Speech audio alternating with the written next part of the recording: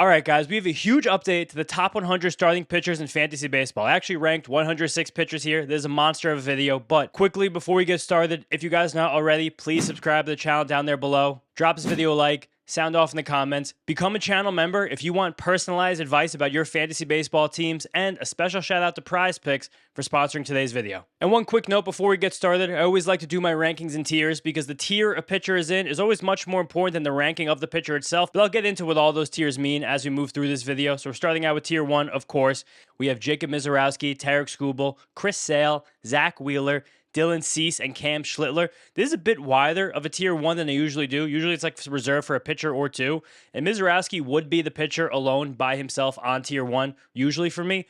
But right now, he just gets dinged a teeny tiny bit for two different reasons. One, the Brewers have moved to a 6-man rotation, so Jacob Misiorowski is going to make like 2 or 3 fewer starts the rest of the season than he would have if they stuck with a 5-man.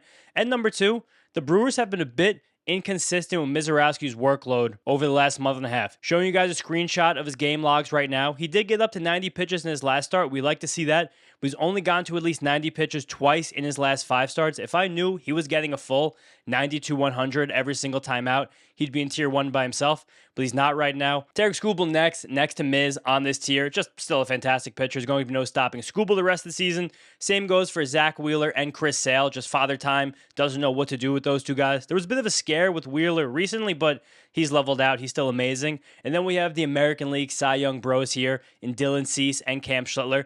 I just can't take away what Cease has done lately with like a 1.5 ERA since the All-Star break and like 60 strikeouts in 4 of the innings. And I also want to give Cease a lot of credit, and this ranking should show it, just for being the horse that he is, getting better as the season's going on, pacing for his 6th straight 30-start season. Every single year since he's become a full-time big leaguer, he's going to get to 30 starts. Again, hopefully this isn't me jinxing him, but not many guys do that this day and age. Amazing that Cease does it, and so impressed by Schlittler lately as well. It felt like he was hitting a little bit of that first full season wall like a month and a half ago. Felt like maybe he'd be teetering a little bit, and then bam, he breaks out this new power curveball, 3 miles an hour harder than the curveball he was throwing last year at 86 miles an hour, 11 inches of depth, similar to the curveball he was throwing slower last year. Just an incredible new weapon, especially against left-handed batters. He's an animal, and he deserves to be a tier 1 pitcher. All right, now we're moving on to tier 2. We have Christopher Sanchez, Drew Rasmussen, Yoshinobu Yamamoto, Garrett Cole rising back up, Gavin Williams shooting up like a rocket, Jacob deGrom, Logan Gilbert, and Max Fried. Still a very nice list of aces here,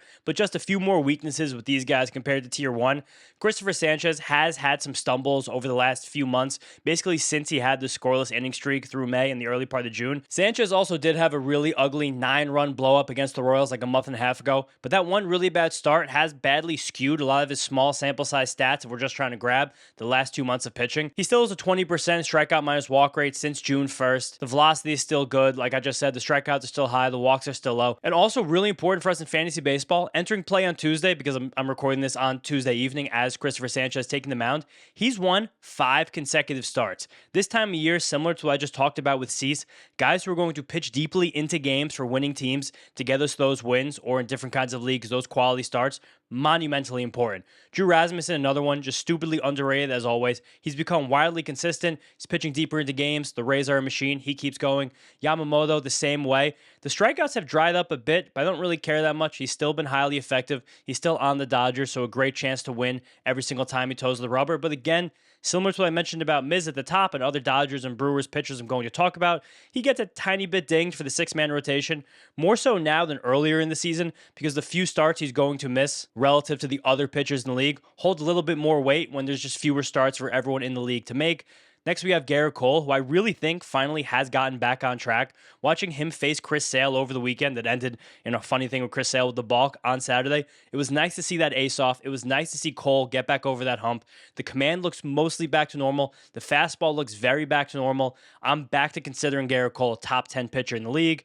Then, probably my most aggressive ranking in this video, we have Gavin Williams. And it's because of an adjustment that Williams made recently that was kind of to counterbalance an adjustment, the same adjustment, reverse adjustment he made early in the season, where late June, early July, he started to phase out the sinker that he brought into his repertoire at the beginning of the season. He still does mix it in against right-handed batters, as is fine to do. But for most of the season to that point, that sinker was running as Williams' primary pitch against right-handed batters, and it wasn't very effective. They had nearly a 500 slugging percentage against it, but it was still helpful for him at the time to try and get, in and out of innings and at-bats more quickly, as the Guardians needed him to kind of take the step up, be an innings eater, a horse, kind of become their ace all of a sudden. But I want to point out the date, July 9th right now. July 9th was the first time since it was like late April, early May, that Williams threw more fastballs than sinkers to right-handed batters. Since that date, he has a 2.58 ERA with 62 strikeouts across 38 innings pitched. He had a 5-start stretch where he struck out at least 10 batters every single time,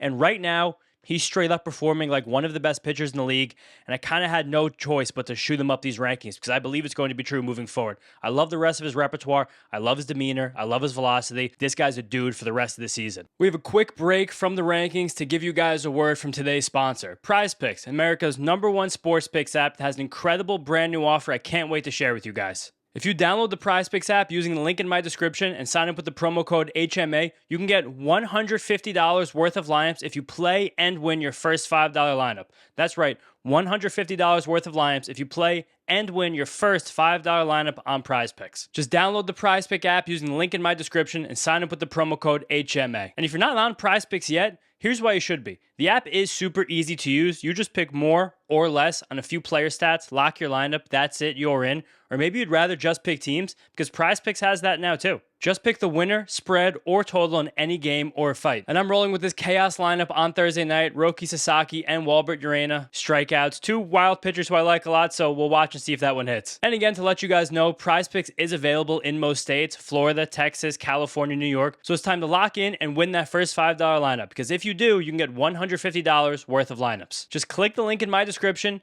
download the Prize Picks app, and sign up with the promo code HMA. That's the promo code HMA for $150 worth of lineups if you play and win your first $5 lineup. Check it out, but guys, please only play if you know you can do so responsibly. Now let's get back to those pitcher rankings. Then the last few guys in this tier, Jacob deGrom. Results haven't really been there lately. Maybe I'm over-ranking him a little bit just on the legendary status. But again, through later parts of June, July, and August, as he struggled a bit more, the strikeouts are still there. He's still not walking anybody. Since June 1st, his FIP is about 1.5 lower than his ERA. So again, looks like he's not really earned all of these bad results. And I still just trust Jacob deGrom. The velo's still there. The stuff's still there. He's Jacob deGrom. Same goes for Logan Gilbert. The guy's a hoss, incredibly effective. And I'm happy that the Yankees finally took the training wheels off of Max Fried now that he's 4 or 5 starts off the injured list. Next up is tier 3. Bit more fun in this tier. We have Eury Perez, Jesus Luzardo, Hunter Brown, Peyton Tolley, Chase Burns, Nolan McLean, and Logan Henderson. You guys know how much I love Eury Perez. Even though it took me longer than I wanted to get these notes done and get this video recorded,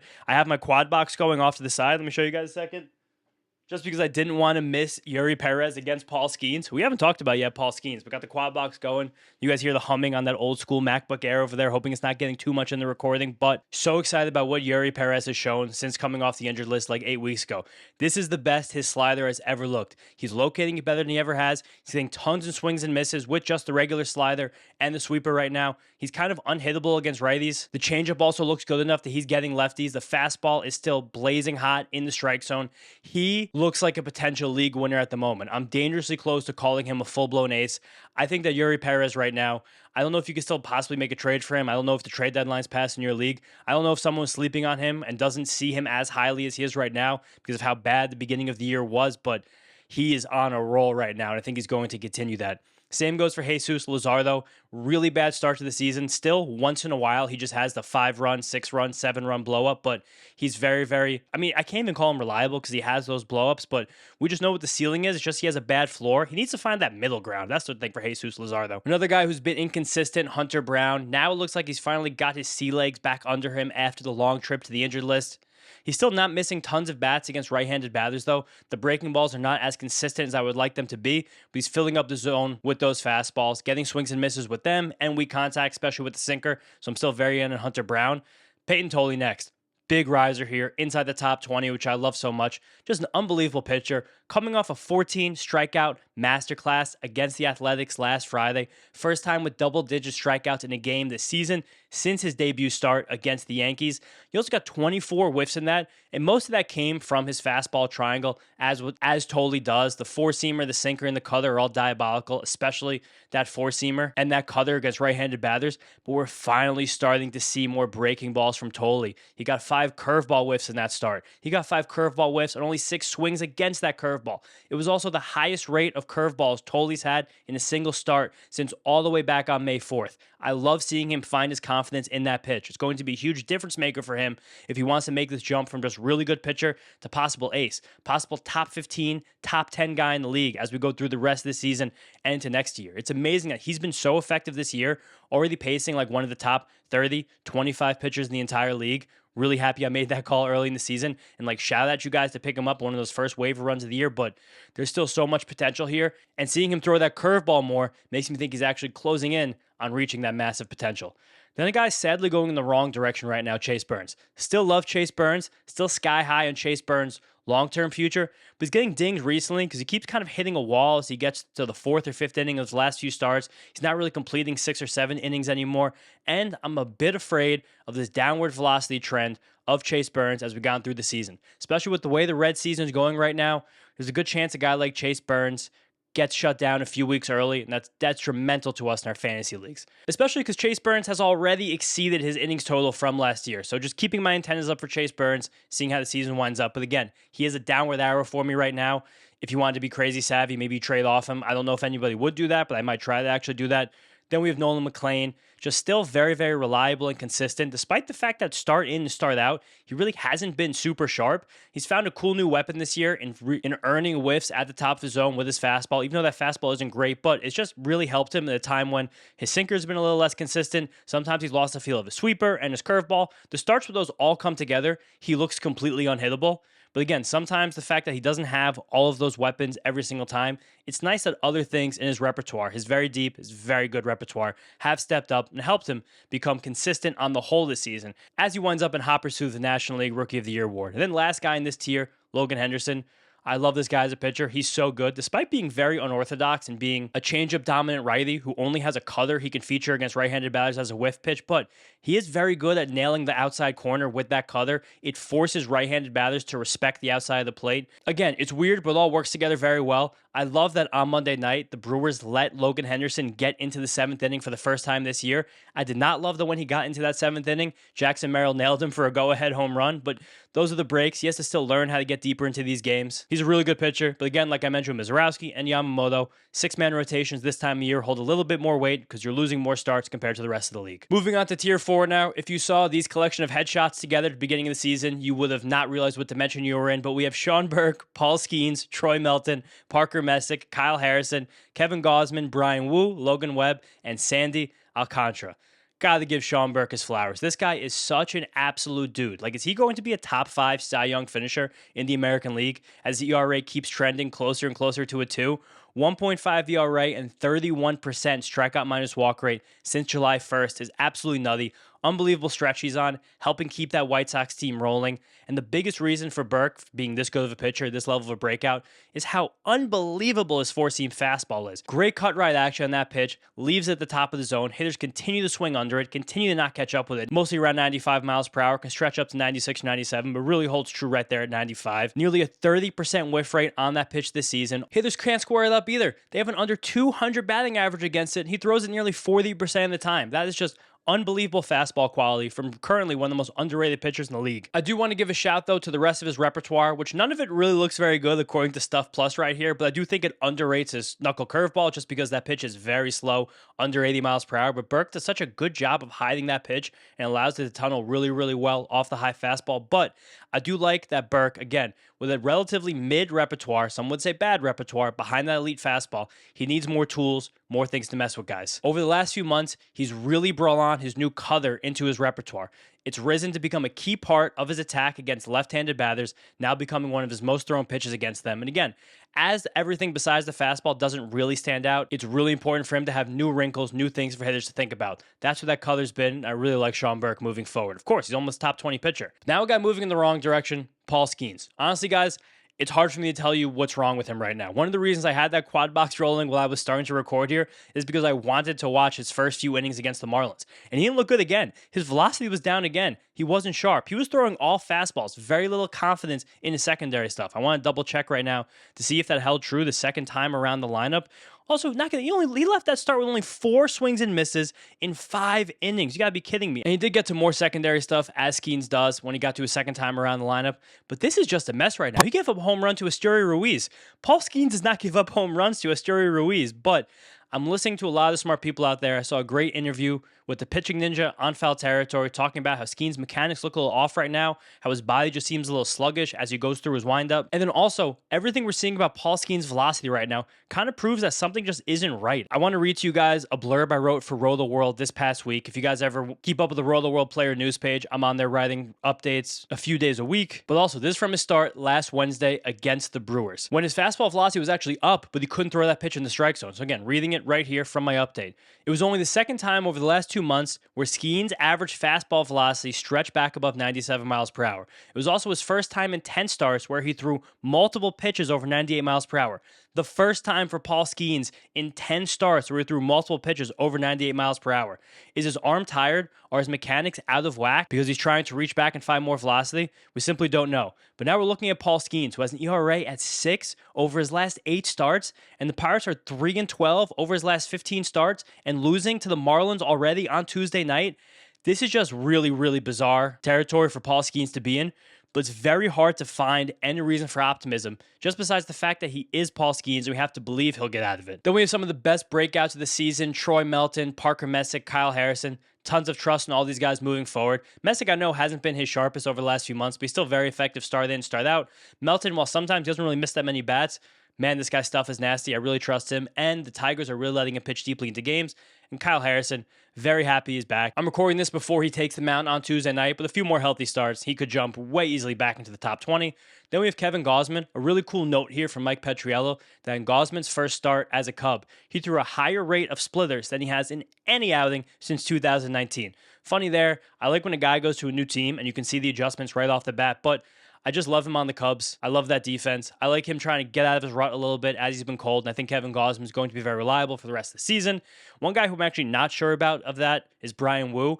The home road splits for Brian Wu are unbelievable, with an ERA under 2 at home and over 6 on the road. He's a completely different guy inside and outside of Seattle. I was watching out of the corner of my eye those first few innings tonight against the Yankees. A bit uneven. He was keeping runs off the board. Now, as I've not been paying attention, quick check right here. Still, no runs on the board. He's starting the bottom of the third right now, but he does have a high pitch count. It's just not been easy for Wu, and his ranking here has to begin to reflect that. He's barely inside the top 30. Then closing this tier with 2 ground ball innings eaters, Logan Webb and Sandy Alcantara. Webb is still highly effective, but the strikeouts have completely dried up, exactly as I predicted before the season started, and you guys yelled at me. And also, same with Sandy Alcantara. The strikeouts probably will never come back for Sandy like they were at his peak, but his swagger is firmly back. He is a 2.55 ERA since June 1st, and also since June 1st, it's been about 15 starts. He's only not completed 6 innings one time in that stretch. Again, like I said before, these guys who are horses this time of year hold extra value because so many other guys are getting their workload watched, not pitching as deeply into games, leaving things like their wins and inherited runners to the bullpen. Not Sandy. The Marlins team is still winning games. I love Sandy Alcantara as we move forward this season. Now we have Tier 5. Blake Snell, George Kirby, Reed Detmers, Shota Imanaga, Michael King, Kyle Bradish, Cade Cavalli, Sonny Gray, Braxton Ashcraft, and I'm just going to throw Kate Anderson here. I'll talk about that in a second. But Blake Snell back off the injured list pitching on Tuesday night. All right, Snell was nasty in his return from the injured list. 10 strikeouts over 6 innings. Amazing fastball, amazing curveball, amazing changeup. He honestly should be up around Tier 3, borderline Tier 2 right now. He looked that good in his return. I'm sure the Dodgers will baby him, but Blake Snell's always very effective on a per inning basis. Next is George Kirby. He's so annoying. I just don't think it's coming back. We're going to see George Kirby through the end of the season. He's just not missing enough bats. He's still not walking anybody, but he's not missing enough bats. He's not getting weak enough quality of contact. It's just kind of a mess right now for George Kirby. And again, I don't trust him. He's outside my top 30 pitchers. Reed Detmers next. This guy just keeps rolling right along. He feels very reliable despite the fact that there are still some inconsistencies from start to start, but just getting those strikeouts this time of year, I trust a lot, despite the fact the Angels just fired his pitching coach. Shota Imanaga, he has been rolling since that really bad stretch through late May, early June. He did fall victim to the home run ball on Tuesday night. I saw again out of the corner of my eye, CJ Abrams and Jacob Young hit home runs off him. But the Cubs have rallied back, took that lead. Looks like Imanaga can possibly get another quality start and a win as we keep watching here. Again, he's just remarkably consistent. He finds a way to be, despite those home runs getting out of control. We still love that from him. Then we have Michael King, Kyle Bradish, the inconsistent brothers. I still just respect both these guys so much. I'm still trusting them enough on so many teams. I'm keeping them right here inside my top 40. But when I look at them week in and week out, especially in 10-team leagues, I'm really not committed to them in my lineups. 12-team leagues, it's kind of difficult to ever put them on my bench, but it's been very disappointing seasons from the two of them. And I really hope that by next year, their repertoires can get back on track. Then we have Kay Cavalli, another guy with a big up arrow right now. His velocity is trending up. I love his new color. I still love how nasty that knuckle curve is. The sweeper kind of is never really coming along. Prepare for some inconsistencies from Cavalli through the rest of the season, but the guy's becoming a hoss. Sonny Gray, not a hoss, but just highly effective, always is, keeps runs off the board, just so crafty, wily, fun veteran to watch pitch. Then one of the more polarizing guys on this list so far, Braxton Ashcraft. One of my favorite breakout picks for the season. I was victory lapping, singing his praises through the first 2 months, and then boom, hit a massive wall over the last few weeks. And it does make sense. He's already 20 innings past his professional innings high, which was last season. So it does make sense that he's hitting a wall. He has an ERA over 6 since June 1st. But at the same time, while I'm watching him start, and it seems like he's hitting a wall, and he just doesn't seem like he has the same oomph, his velocity is totally fine. His stuff is totally fine. His command is totally fine. And with that, the strikeouts have been the same and the walks have been the same. So I'm ranking him aggressively low right now, mostly because of the eye test, watching these starts, not being able to trust him week in and week out. But if he picked up the nose, I really wouldn't be surprised. Again, it's just knowing that he's so far already past his innings high makes me a little bit nervous. And on cue, just as I was about to export this video, Braxton Ashcraft throws an 85-pitch complete game with 10 strikeouts. Trust your guys, I guess. The signs were there. Then to close this tier, Cade Anderson. I think he has to come up this weekend, guys. He has to, right? We're getting to the rookie eligibility deadline later this week. Maybe the day's video is coming out on Thursday. If a player comes up Friday, they can maintain their rookie status into next season so they can compete for the Rookie of the Year award and they can get their team a PPI draft pick if they were to win that award. And Anderson is ready. Once he steps to the league, he's probably going to be like a top 35 pitcher. He's 40 right here, just to be a little bit out of that, but it's a deep repertoire. It's sensational command. It's some of the best results we've ever seen in AA. If you still have a chance to stash Cade Anderson, do it, please. Now we're moving on to tier 6. Slide that sucker up. We have Trevor Rogers, Roki Sasaki, Peter Lambert, Taj Bradley, Jackson Jobe, Jared Jones, Joey Cantillo, Walbert Urania, Shane McClanahan, Ryan Weathers, and Dustin May. Tiers are getting a little bit fatter here as we keep moving on because, again, a lot of these guys really flatten out as we move down the list, but Trevor Rogers, since the beginning of the year was very bad, he's been very consistent, a guy who I actually do like, I think more the consensus right now, start in, start out. Also, I just can't pull myself away from Roki Sasaki anymore. I'm expecting a lot of inconsistencies. I'm ready for the blow up to hurt me, just to rip my heart out any start now, but I'm just in love with what this guy's done lately. I don't know if it's the big glove, definitely a bit of this, the more velocity. The split is diabolical. The fastball command is the best it's been since he was in the MPB. He's incredible. Peter Lambert also has really proven himself as a stable starting pitcher this year. The way he's added vertical action to his fastballs just tied the whole thing together. I do want to give Taj Bradley his flowers for a moment too. I feel like he's not getting enough respect for being quite sturdy all season. There has been some bumps in the road. There has still been the elements of home run issues sometimes. The command is still not great. But basically on the whole, his entire arsenal is above average now. His confidence in his elite fastball will always make him effective, at least marginally effective. And right now, the fact that we're getting a mid to high threes ERA pitcher who pitches deeply into games for a team that's winning games, who strikes out tons of batters, I think to me, he's been one of the best stories in baseball this entire season. And now, someone that could dramatically impact our fantasy baseball playoffs, championships, and first place pursuits, Jackson Jobe. I'm stupidly all in. I'm probably more in than I should be on Jackson Jobe right now, ranking him inside my top 50 after we saw 5 innings, like 65 pitches on Sunday. But seeing him actually miss bats with his fastball, something he was not able to do last year before surgery, has my sirens just worrying right now as to what we can see for, I don't want to say like ace-like production the rest of the season, but I think Jackson Jobe could stretch his way into the top 30 if I do another update here next month. And again, part of that may have been the fact that he was throwing harder in that return. Part of the reason for that could have been adrenaline, first time back on the mound in 14 months. Also just knowing he only had a 65 pitch limit, so you're able to air it out a little bit more. But I do think even if that velocity comes down a little bit, I'm sure we get incremental improvements of the command of his secondaries. His slider and his changeup, both nasty, both miss bats, but also he didn't command either like especially greatly in that first start. He commanded them fine, but just not great. I'm going to do a huge profile on Job in the waiver video this Saturday, but I'm very in on Job right now. If anyone in your league is sleeping, scoop him off your waiver wire immediately. Then, similar, Jared Jones. I know it's been really bad lately. The Mets torched him on Sunday. But I do think the Pirates just kind of left him out there a little bit long. He kind of had nothing after the third inning. They sent him out for the fourth inning. He didn't get one out, and every single inherited runner that he left on base wound up coming around to score. He also had bad body language. His shoulders were slumping. I still love the Arsenal, so I'm still trusting him inside my top 50. Joey Cantillo, it's going to be a little bit weird because of how curveball dominant he is. And it's kind of funny that as the season's gotten on, he's continued to get more and more curveball dominant, but he's a moderately reliable pitcher. I love having him on my team in 12-team leagues. Walbert Urania is the same. I'm always going to be scared of the blow up around the corner for Urania, and he's done that a time or two this season, but the power changeup is a weapon. He's able to throw it right on right with authority with that big velocity fastball. I don't know if the sweeper's going to come this year. Maybe it comes next year. If that sweeper ever does come, I see Walbert Urania potentially being a top 20 pitcher in the entire league. The stuff and the velo is that good. Then we have Shane McClanahan coming off the injured list pretty soon. Ryan Weathers seems to have turned a corner lately, but I am wondering about what the Yankees do with that rotation in like a week or two when Carlos Rodon is set to return.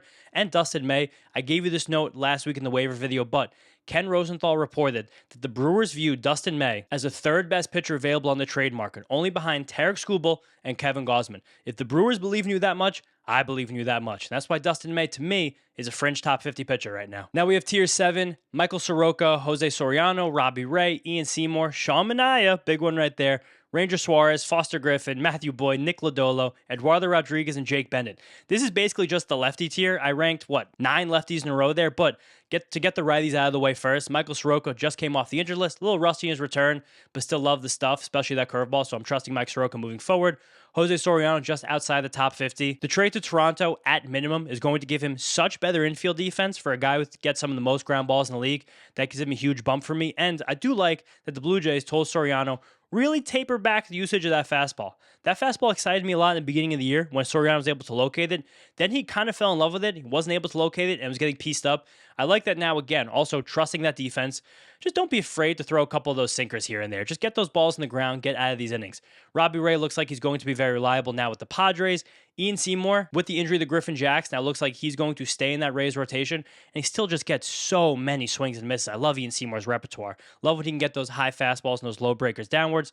Sean Manaea, another guy who's probably the biggest riser on this list, because when I did this 6 weeks ago, I don't even think he was close to cracking my top 100. Now, we're seeing this unbelievable upward velocity trend with Sean Manaea, where early in the season, the guy couldn't even crack 90. Now you're seeing 95s and 94s from him with elite extension from the left side. He looks quite similar to the 2024 version of Sean Manaea, and a big reason for that is that this added velocity has given him more confidence in his fastball. He is throwing fastball after fastball after fastball in his last few starts. He's been cocky with that pitch at hitters' leathers because he knows they can't hit it with his weird arm slot and his great extension. I'm very, very confident in Sean Manaea moving forward. He has a full run in this Mets rotation. The Mets are actually scoring runs now too to support their starting pitchers. I don't know what's going on there, but Sean Manaea right now, he's going to be on the waiver wire in so many leagues. Another guy probably gets a big player profile in the waiver video this week.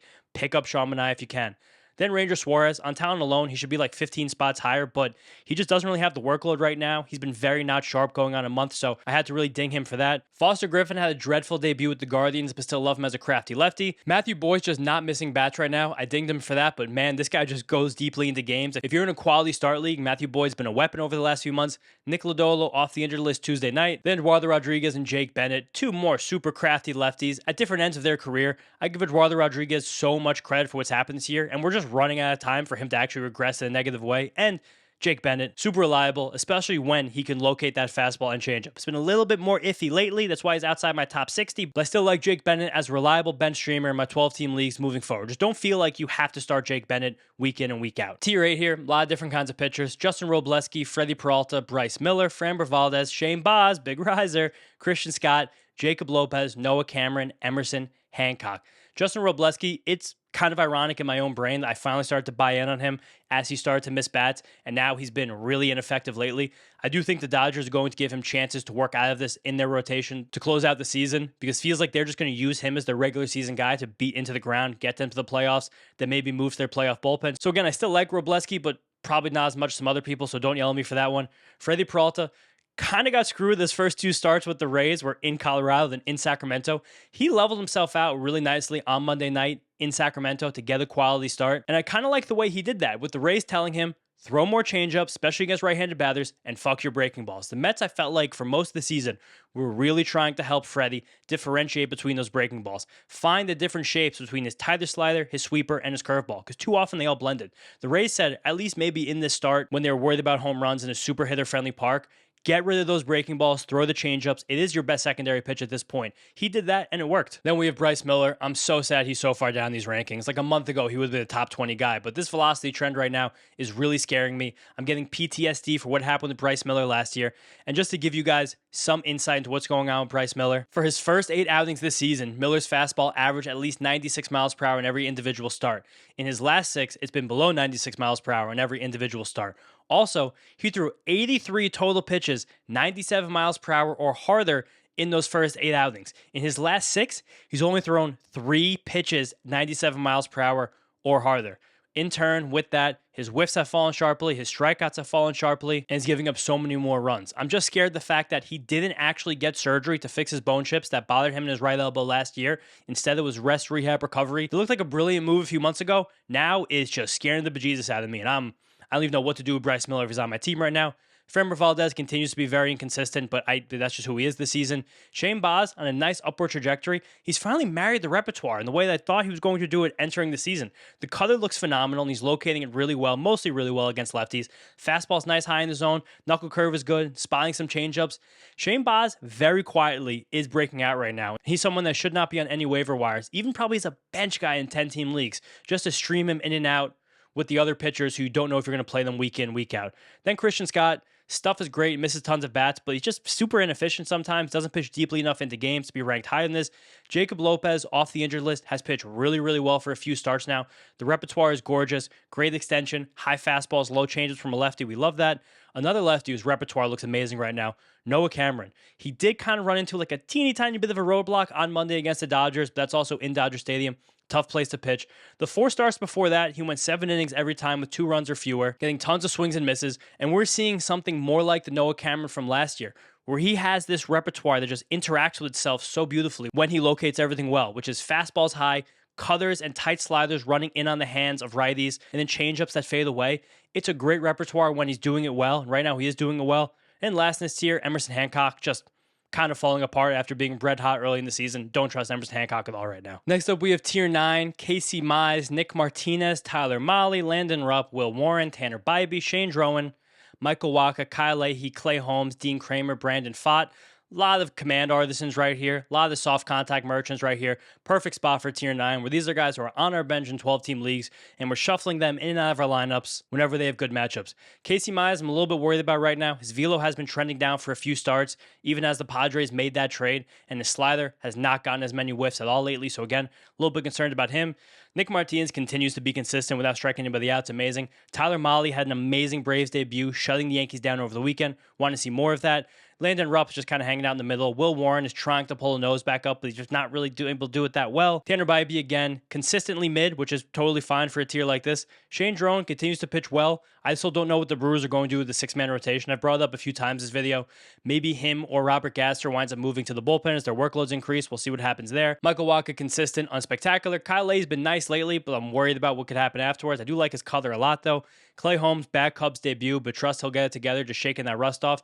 Dean Kramer's looked really nice in his first 2 starts with the Twins. In the first one, they really dramatically pushed up his splitter usage. Then afterwards, he went back to the Dean Kramer, 4 pitches being used evenly, Dean Kramer that we know, but he looks nice. And then Brandon Pfaadt's been really nice lately. I'm loving how much more he's using his curveball against left-handed batters, getting good swings and misses. Them deciding between that and his changeup is making them respect more of them. I still don't know if I trust it. I still feel like the home runs could return. I still don't like how high his whip is compared to how low his ERA is. But again, Brandon Pfaadt's a guy that needs to be rostered in every 12-team league, and one who I'm happy to trust moderately right now, just as I do with the rest of the guys in this tier. Very much more matchup dependent. And then right here, Tier 10, Hayden Wesneski, Hunter Dobbins, Anthony Kay, Mackenzie Gore, Bubba Chandler, Robert Gasser, Brandon Young, Connor Prelip, Gage Jump, and Kaylor Montero. Wesneski was a good story at the beginning of last season. I promoted him heavily on this channel when I had like a third of the subscribers. And then he blew out his arm. Now he's back, Really nice sweeper. Forgotten piece of that Cam Smith, Kyle Tucker trade. Looks consistent on the Astros.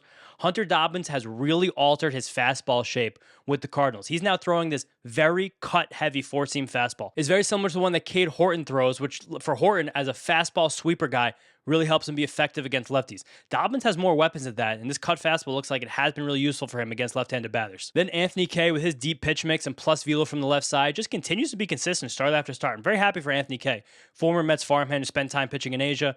Mackenzie Gore and Bubba Chandler. I'm just going to start putting these guys together because start in and start out, I don't really know what I'm getting. Gore has shown better command lately. The changeup especially has been really nice for a few starts.